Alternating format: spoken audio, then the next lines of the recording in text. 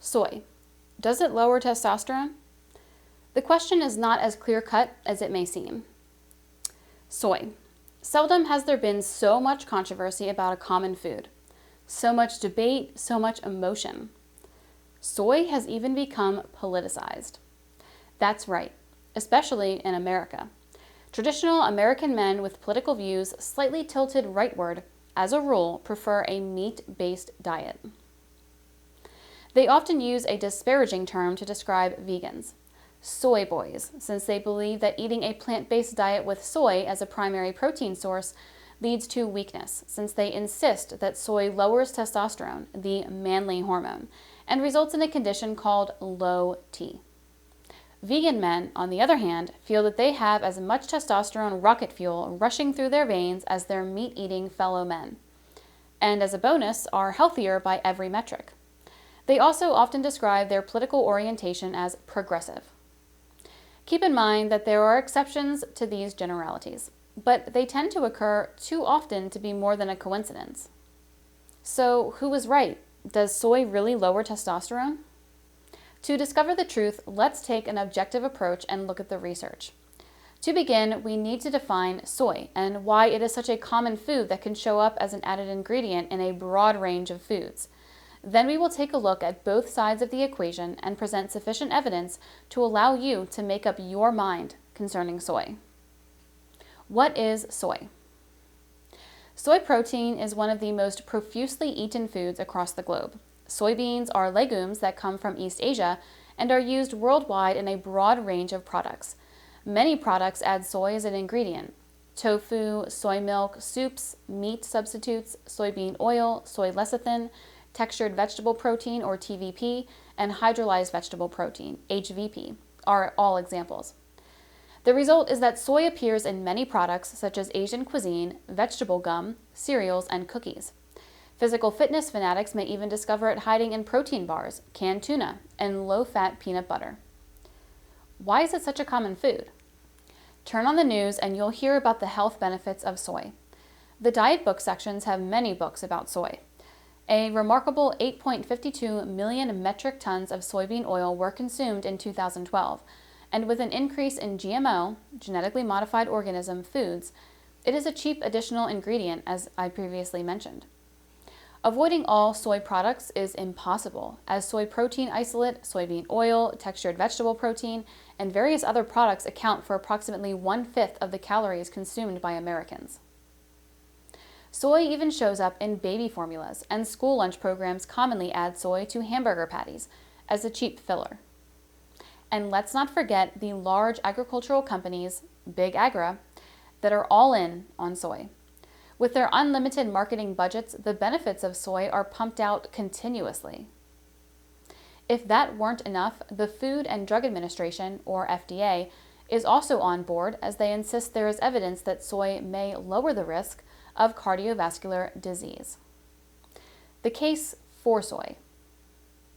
Let's start with the potential benefits of soy. It is loaded with protein. 1 cup of cooked proteins will deliver a whopping 22 grams of protein. Also, some studies have concluded that consumption of vegetable proteins may slash the risk of a heart attack. Other research has indicated that soy has cancer-fighting properties, especially prostate cancer in men. However, this study determined that this protection was highly dependent on the type of soy consumed. Another study, published in the World Journal of Urology, measured the testosterone levels of 191 men to uncover any differences between meat eaters and vegans, and found no difference. Quote, "We found a plant-based diet was associated with normal testosterone levels, levels that are the same as occur in men who eat a traditional diet that includes more meat," end quote, explained Dr. Ranijith Ramasamy, who co-authored the study and is the director of male reproductive medicine and surgery at the University of Miami. Quote, "Whether a man ate a traditional diet with lots of animal foods, a healthy plant-based diet, or a less healthy plant-based diet simply did not matter," end quote, added co-author Manish Kuchakulia. Quote, "We found no difference," end quote. Still, another significant study reported the following on the link between soy and testosterone. No significant effects of soy protein or isoflavone intake on testosterone, SHBG, steroid hormone binding globulin, free testosterone or FAI, free androgen index, were detected regardless of statistical mode. The results of this meta-study analysis suggest that neither soy foods nor isoflavone supplements alter the measure of bioavailable concentrations in men. Also, soy is inexpensive, has an excellent history in Asia, and the government has allowed a seal of approval to be stamped on food items that contain 6.25 grams of soy protein. These studies and facts are powerful evidence that the fears about soy and testosterone are overblown. But as with so many issues, there are two sides to the story. Let's now take a look at the opposite side of this coin. The case against soy. The big issue concerning soy is this. Does soy really lower testosterone? The idea that the bean decreased testosterone started from the fact that soy contains active compounds called isoflavones, plant-derived phytoestrogens that at times act like female hormones like estrogen and estradiol. The theory states that when isoflavones are metabolized, the stomach produces Equal, an estrogen that has been shown to slow prostate growth as well as lower dihydrotestosterone, DHT, activity, which is a type of testosterone. This theory drew the immediate and undivided attention of athletes, bodybuilders, nutritionists, biohackers, and anyone else concerned about these potentially devastating side effects of soy. They were, to put it mildly, alarmed. On the other hand, the vast majority of the population believed what they were seeing on the television, commercials, brought to you by Big Agra, that assured them that soy was good for them, and there was nothing to be concerned about. Numerous studies suggest that soy does indeed have an estrogenic effect on the body, which then lowers testosterone levels. Let's take a look at a few of them. Study number 1. Dillingham et al. In this study, 35 men consumed a range of protein isolate drinks over a 57-day period. The results reported both decrease in testosterone and dihydrotestosterone, DHT, and an increase in estradiol in both the low and high dose groups. The study determined that this food, regardless of isoflavone content, decreased testosterone and DHT with minor effects on other hormones, providing evidence for some effects of soy protein on hormones. Study number 2. Chavarro et al. This study looked at the possible link between soy foods and isoflavones consumption with semen quality parameters, while adjusting for personal characteristics. The study was conducted using 99 infertile males. The results found a reverse relationship between soy food intake and sperm concentration, with those consuming the most soy having the lowest count. Study number 3. Siepman et al. This study focused on a 19-year-old man with diabetes and sudden onset of loss of libido and erectile dysfunction after consuming significant amounts of soy-based products in a vegan-style diet.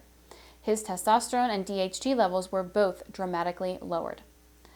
However, it must be mentioned that the man studied had an existing metabolic disease and needed to eat significant amounts of soy to meet his protein requirements, 9 to 10 times the normal amount for a lengthy time.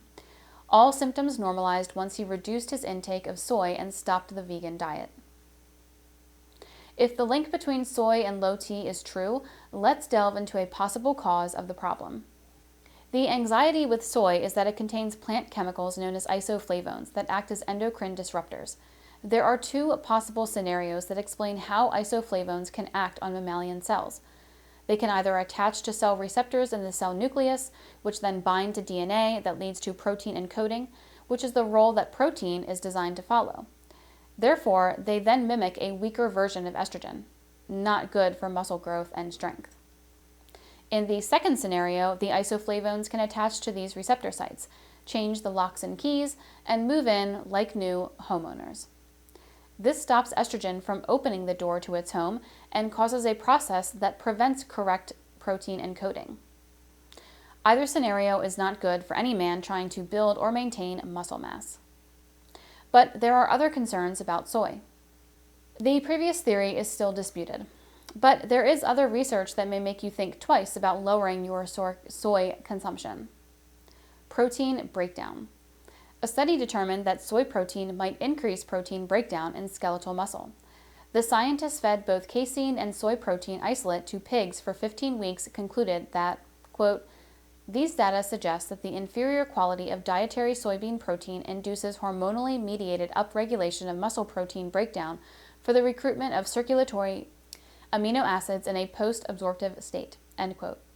Protein is taken by bodybuilders to build muscle, and if it breaks down, it can't fulfill its role. Mineral absorption.